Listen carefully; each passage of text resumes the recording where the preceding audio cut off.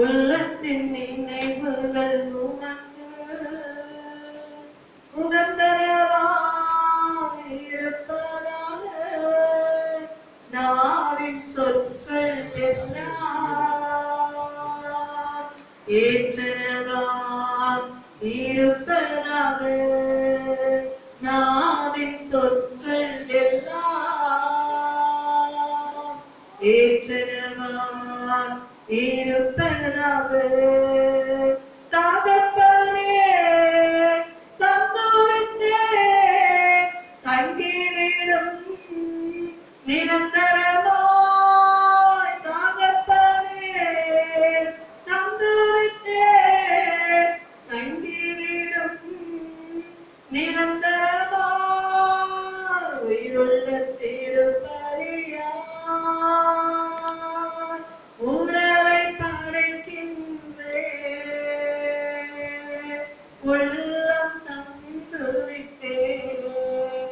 ஆமென். கற்பனைகளோடு நம்ம சிறுக நீங்க பெருமைகளோடு பேசுங்க.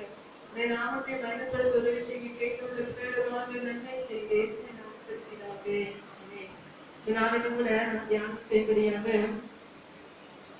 மீகா எழுதின தீர்க்க தரிசன புத்தகம் 1081 பக்கம் பழைய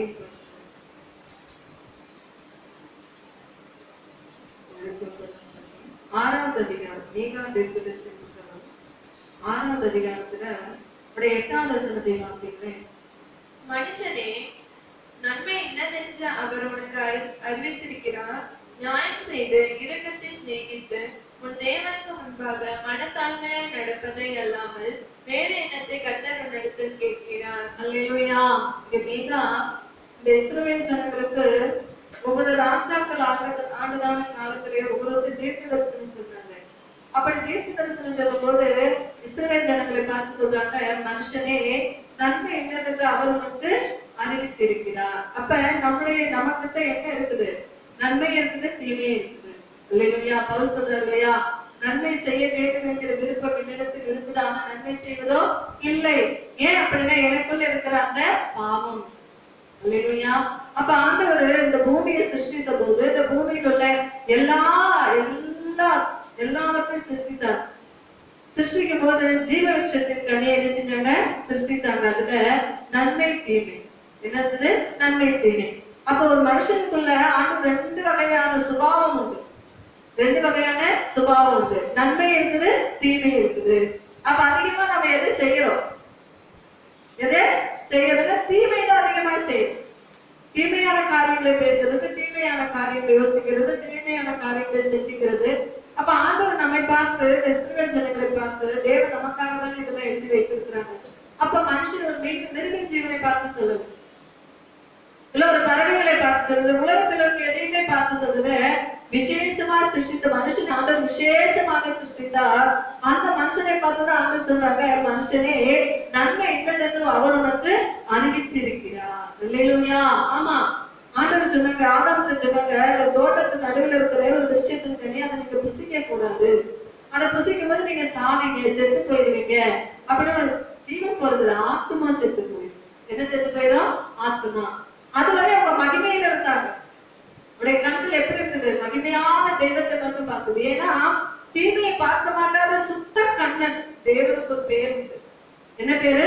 தீமையை பார்க்க மாட்டாத சுத்த கண்ணன். அவர் அநியாயத்தை நோக்கி கொண்டு இருக்க மாட்டார். அல்லேலூயா. அப்ப அவர் சொல்றாங்க, ஒரு மிருக ஜீவனை பார்த்து, அப்ப ஆண்டவர் சொல்றாங்க, அந்த மனுஷன்கிட்ட சொல்றாங்க, ஆதாம்கிட்ட சொல்றாங்க, நீங்க இந்த கனியை புசிக்க கூடாதுப்பா.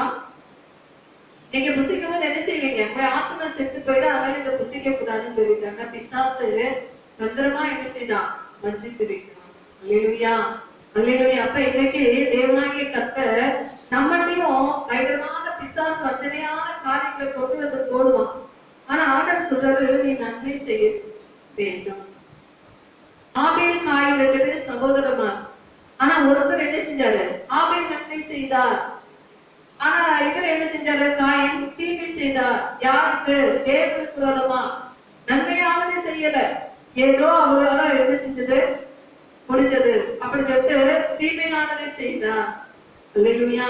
அப்ப ஆண்டவர் சொல்ற நன்மை செய்தால் மேன்மை இல்லையா உனக்கு? அப்ப நன்மை செய்தால்தான் மேன்மை. புரிந்து கொள்ளும். நம்முடைய வாழ்க்கையில எந்த அளவுக்கு மற்றவங்களுக்கு நன்மை செய்யறோமோ அப்பதான் நமக்கு ஒரு மேன்மை வரும். நன்மை செய்யாதிருந்தா பாவம் எங்க இருக்கும்? வாசற்படியில் படுத்திருக்கோ. ஒரு மனுஷன் எதை விதைக்கிறானோ அதுதான் நடப்பான். நன்மை செய்தால் நன்மை, நன்மை கேட்டால் நன்மை இருக்கும், தீமை வைத்தால் தீமை இருக்கும். அந்த பூமியில் அப்படிதான் நீதிமான்களுக்கு என்ன செய்யறது? சரிக்கு சரி கட்டுகிற தேவன். அப்ப துன்மார்களுக்கு பாவிகளுக்கு எத்தனை அதிகம்? அல்லேலூயா. ஒரு அமைச்சர், ஒரு ராஜாவுடைய காலில் வந்து ஒரு மனிதன் வந்து என்ன செய்யறான்? அப்படியே காலில் விழுந்து, அப்படியே தலை இருக்கு இல்லையா, அந்த தலை வந்து அவருடைய பாதத்துல அப்படியே விழுகிற மாதிரி குனிந்து என்ன செய்யறான்? வணங்கினான் ஒரு மனிதன். அதை பார்த்து கொண்டிருந்த அமைச்சரு ஐயோ, எப்படி போய் இந்த ராஜாவோட கால தன்னுடைய தலை குனிச்சு அந்த தலை வந்து அவருடைய பாதத்துல விழுந்து வணங்குறானே அப்படி வந்து இவருக்கு ஒரு வேதனையா இருக்கலாம்.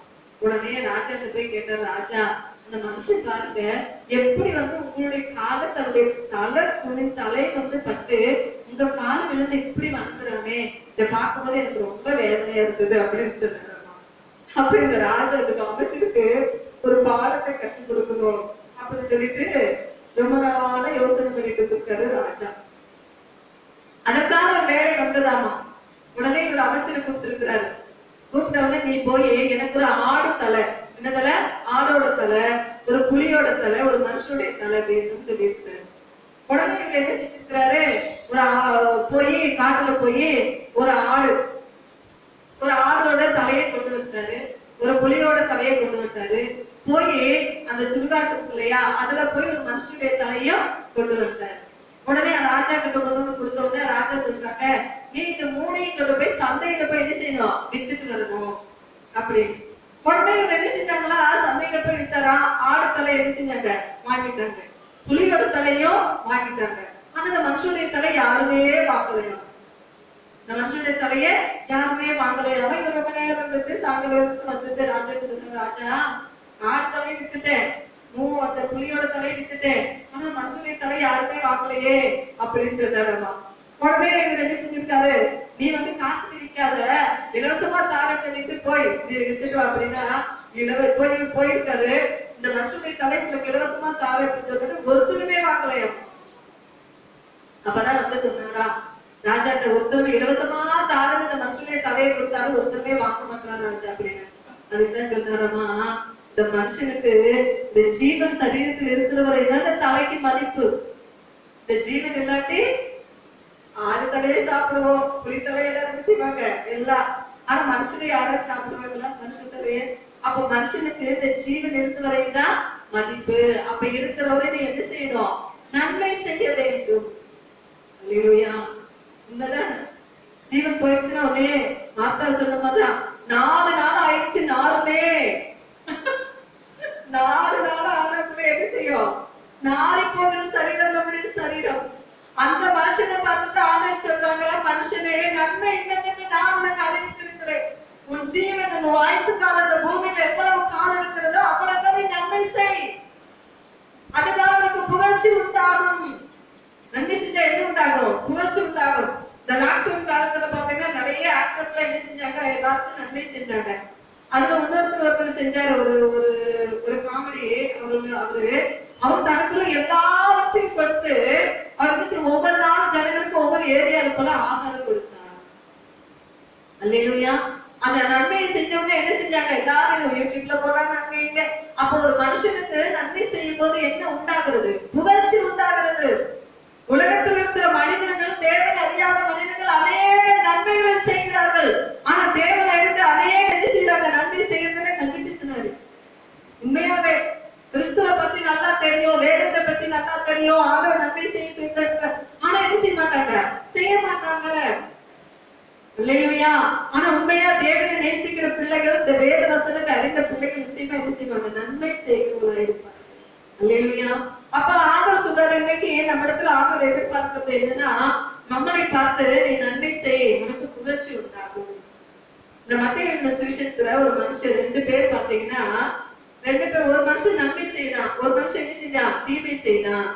அதை நம்ம எடுத்து பார்க்கலாம் பாருங்க. மத்தேயு சுவிசேஷத்துல 18வது அதிகாரத்துல விஷயம் சொல்லப்பட்டிருக்குது. அது எதுக்கு ஒப்புமையா சொல்லப்பட்டிருக்குது? பரலோக ராஜ்யத்துக்கு. ஒரு மனுஷன் பாருங்களா, 23வது வசனத்துல இருந்து வாசிங்களேன். எப்படியெனில் பரலோக ராஜ்யம் தன் ஊழியக்காரர்களுக்கு கணக்கு பார்க்க வேண்டும் என்றிருந்த ஒரு ராஜாவுக்கு ஒப்பா இருக்கிறது. அவன் கணக்கு பார்க்க தொடங்கின போது 10,000 தாலந்து கடன்பட்டவன் ஒருவனை அவனுக்கு முன்பாக கொண்டு வந்தார்கள். கடனை தீர்க்க அவனுக்கு நிர்வாகம் இல்லாதபடியால் அவனுடைய ஆண்டவன் அவனையும் அவன் பெண்சாதி பிள்ளைகளையும் அவனுக்கு உண்டான எல்லாவற்றையும் விற்று கடனை தீர்க்கும்படிக்கு கட்டளையிட்டான். அப்பொழுது அந்த ஊழியக்காரன் தாழ விழுந்து வணங்கி, ஆண்டவனே, என்னிடத்தில் பொறுமையாயிரும், எல்லாவற்றையும் உனக்கு கொடுத்து தீர்க்கிறேன் என்றான். அந்த ஊழியக்காரனுடைய ஆண்டவன் மனதிறங்கி அவனை விடுதலை பண்ணி கடனையும் அவனுக்கு மன்னித்து விட்டான். அல்லேலூயா. ஒரு மனுஷன்கிட்ட ஒருத்தர் எவ்வளவு ஆயிரம் கடன் வாங்கினாங்க? 14,000 கடன் வாங்கியிருக்கிறார். அப்ப அந்த கடனை இவருக்கு கொடுப்பதற்கு அவருக்கு ஒண்ணுமே இல்லை.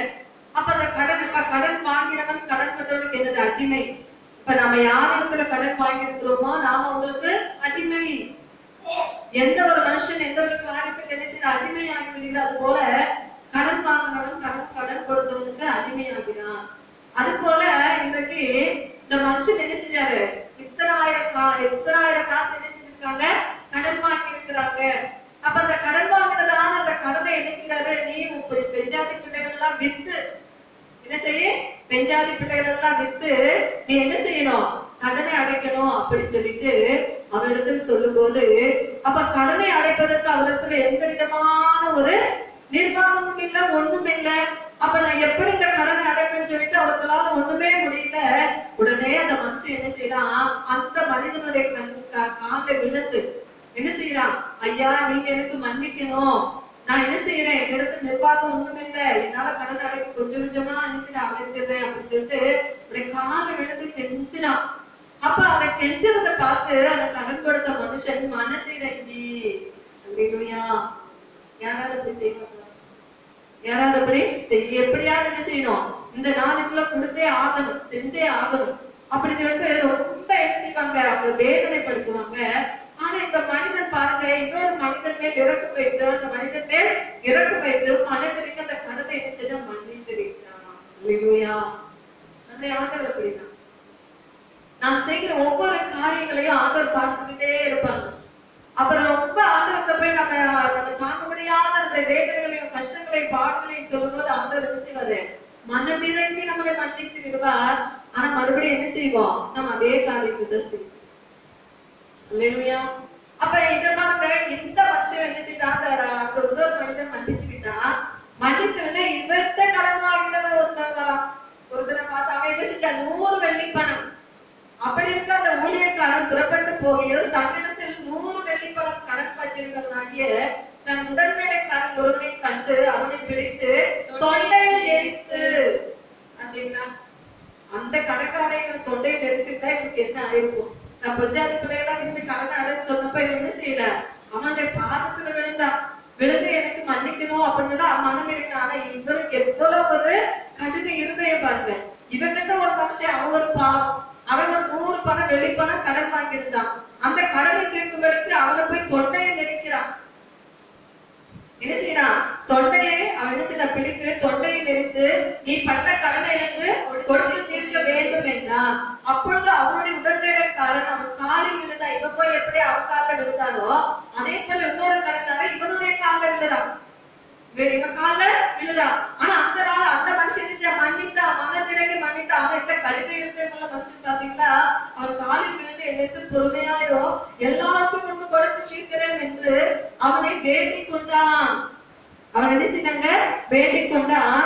அவனோ சம்மதியாமல் போய் அவன் பட்ட கடனை கொடுத்து தீர்க்கும் அளவு அவன் காவலில் போடுகின்றான். அல்லேலூயா. இவன் அவனுக்கு நன்மை செய்தான்.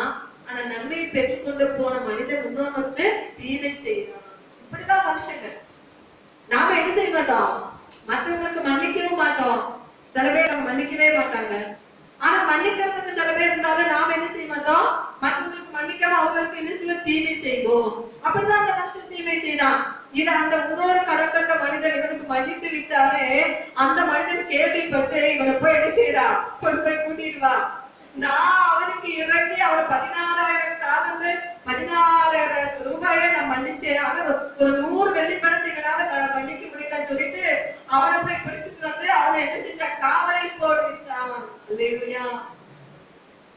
எப்படி மனுஷனுக்குள்ளே எப்படி பாருங்க, ஒருத்தர் நன்மை செய்தா ஒருத்தர் தீமை செய்தா. ஆனா 2 பேரும் ஒரே சுபாவம் உள்ளவர்கள்தான். இவனுக்கும் கடன் கிடைக்குது, அவனுக்கும் கடன் கிடைக்குது. இவன்கிட்டே கடன் வாங்கினா அவன்கிட்டே கடன் வாங்கினான். ஆனா தேவன் பாருங்க ஒவ்வொரு மனிதனுக்குள்ள நன்மையும் தீமையும் வைத்திருந்தார். அல்லேலூயா. அதுதான் நன்மை செய்தா மேன்மை இல்லையா? அதுதான் மீகாவை பார்க்கும்போது மனுஷனே நன்மை என்னென்ன உனக்கு அறிவித்து இருக்கிறார். நீ இரக்கம் செய்து என்ன செய்த? இரக்கத்தை சிநேகித்து உன் தேவனாய கர்த்தருக்கு முன்பாக நீ எப்படி இருக்கணும்? நியாயம் செய்ய வேண்டும். நியாயம் செய்து இரக்கத்தை சிநேகித்து உன் தேவனுக்கு முன்பாக மனத்தாழ்மையா நடப்பதை அல்லாமல். அப்போ ஒரு மனுஷனுக்கு நாம் மன்னிக்கும் போது அப்ப ஆண்டவர் நம்ம என்ன செய்ய மற்றவர்களுக்கு இரக்கம் செய்கிறோம். இரக்கமுள்ளவர்கள் பாக்கியவான்கள், அவர்கள் இரக்கம் பெறுவார்கள். அல்லேலூயா. அப்ப இன்றைக்கு தேவன் நமக்கு கற்றுக் கொடுக்கிறது என்னன்னா, மற்றவர்களுக்கு நன்மை தவிர தீமை என்ன செய்யக்கூடாது, செய்யக்கூடாது. அதனால நம்மளை பார்த்து மனுஷனே நன்மை இல்லதென்று. அப்ப நியாயம் செய்து இரக்கத்தை சிநேகிக்க வேண்டுமா? அவன் இறக்கவே இல்லை. அவனை போய் தொண்டையை நெரிச்சு கழுத்தை பிடிச்சு அவனை போய் காவலில் போட்டுட்டான். அப்ப எந்த அளவுக்கு அவன் கடின இருதயம் உள்ளவன் பாத்தீங்களா?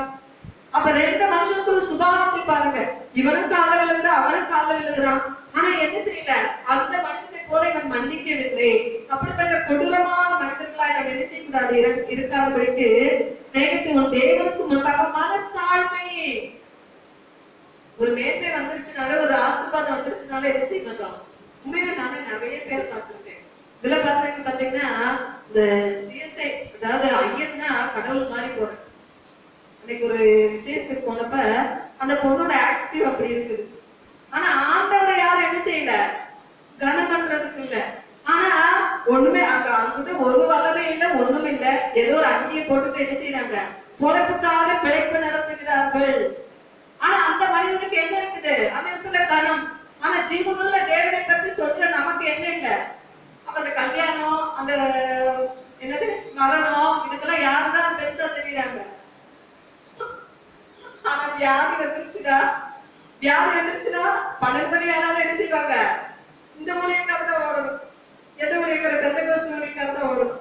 ஆனா கல்யாணம், ஒரு மரணம், ஒரு வேலை, இதெல்லாம் எதுக்கு? அப்ப பரிசேயர் சதுசேயர் நியாய சாஸ்திரிகள் மாதிரி தானே இருக்குது நம்முடைய பொழப்பு இன்னைக்கு. உண்மையாவே ஜனங்கள் நல்ல ஊழியர், அதாவது கொரோனாவுல ஆண்டவர் பயங்கரமான ஆண்டவர் கொலைநோய் வந்துருச்சு. அவனுடைய வேலைக்கு சீக்கிரமா இருந்துச்சு. அதனால மனத்திருப்பதாக ஒரு 3-4 மாசமா ஒரே பிரசங்க மனத்திருப்பது. ஆனா இன்னைக்கெல்லாம் பிரசங்கத்தை கேட்டா சீக்கிரம் செய்யணும், ஸ்கூல் திறக்கணும், சீக்கிரம் காலேஜ் திறக்கணும், சீக்கிரம் என்ன செய்யணும், நல்ல வேலை வாங்கி தரணும், இருக்கிற எல்லாருடைய கஷ்டங்களும் மாறணும். அப்ப ஆண்டவர் எங்க போனாரு? அப்ப மனத்திருப்பது எங்க போச்சு? ஆனா ஜனங்கள் அப்ப எப்படி இருந்தாங்களோ அதே போலதான் இப்படி இருக்கிறாங்க, இப்பயும் இருக்கிறாங்க. அதே நிர்விசாரம்தான், அதே தேவனுக்கு உணர்வில்லாத இருந்தா. அப்ப ஏன் அப்படின்னா, நம்ம என்னதான் போதித்தாலும், என்னதான் அவர்களுக்கு ஆண்டவர் பத்தி சொன்னாலும், ஒரு உணர்வுள்ள இருதயம் அவங்களுக்குள்ள இருந்தாதான் மனமாறுதல் உண்டாகும். இல்லையா? என்ன உண்டாகும்? உணர்வுள்ள இருதயம். அந்த மனுஷனுக்கு எப்படி உணர்வுள்ள இருதயம் இருந்ததுனாலதான் அவனை மன்னித்தான். அப்ப தேவனை தேடணும், அவனுடைய வருகைக்கு ஆயத்தப்படணும், நம்ம பரலோக ராஜ்யத்துக்கு போகணும். இத்தனை ஆண்டு காலமா அதாவது ஒரு மனுஷன் ஐயோ எல்லாத்தையும் இழந்துட்டேனே அப்படின்னா அதுக்கு இன்னொருத்தர் கேட்ட, நீ என்ன கொண்டு வந்தா எல்லாம் இழந்து போறதுக்கு? கரெக்ட் தானே? என்ன கொண்டு வந்தோம்? எல்லாம் இழந்து போயிட்டு என்னத்தமா கொண்டு வந்த இழந்து போறதுக்கு? நீ ஒண்ணுமே கொண்டு வரல. நீ போகும்போது அப்படிதான் போற, இழந்து போறதுக்கு ஒண்ணுமே இல்லை. இருக்கிறவரை என்ன செய்ய? நல்லா இரு, நல்லா சாப்பிடு, நல்லா இரு. அதுதான் நான் யோகிச்சது மாதிரி. ஆண்டவர் கொடுத்தாங்க எடுத்து அவருடைய நாமத்துக்கு ஸ்தோத்திரம். அது மட்டும் நம்முடைய வாயில வரவே வராது. ஐயோ அதை இழந்து போயிட்டேனே, இதை இழந்து போயிட்டேனே, மனைவி இழந்து போயிட்டேனே, பிள்ளைகள் இழந்து, சொத்துக்கள், ஐயோ எல்லாம் இழந்து போனா நமக்கு ஒரு 6 அடி பெட்டி வந்துருக்குது இல்லையா? அதை மட்டும் நம்முடைய வாழ்க்கையில அதுதான் என்னாலும் நமக்கு வரப்போறது. அப்ப இருக்கிற நாட்கள் வரையிலும் தேவனாகிய கர்த்தருடைய நாமத்தை மகிமைப்படுத்தி நன்மை செய்கிறவர்களா இந்த தேவதேசம் அந்த பூமியில அப்படித்தான் இருந்தாங்க. அவர் நல்லவரா, நன்மை செய்கிறவரா. அல்லேலூயா. அப்படி நன்மை செய்வோம். அவங்களுடைய கருத்துல கொடுப்போம். ஆண்டவரே, பரிசுத்த ஆவியான கர்த்தாவே, உண்மையாகவே மனுஷனே நன்மை என்னதென்று உனக்கு அறிவித்திருக்கிறார். இறக்கத்தை சிநேகத்தை உன் தேவனுக்கு முன்பாக மனத்தாழ்மையா இருப்பதை எல்லாம் ஒன்றை தேவனுக்கு கேட்கவில்லை என்று சொன்ன பாட்டு நாம் தியானத்தில் கூட ஆண்டவரே உங்க கிருபையின் தயவோடு இருக்க நன்றியப்பா. நாங்கள் அப்படி நன்மை செய்யுள்ளாய், நமக்கு பிரியமானது செய்யுள்ளாய் கர்த்தாவே, எங்களை மாற்றுங்க, எங்களை அர்ப்பணிக்கிற நாங்கள் சிறுக நீங்க பெருக நீங்க உதவி செய்ய ஆசீர்வதிங்க. இயேசுவின் நாமத்தில் பிதாவே.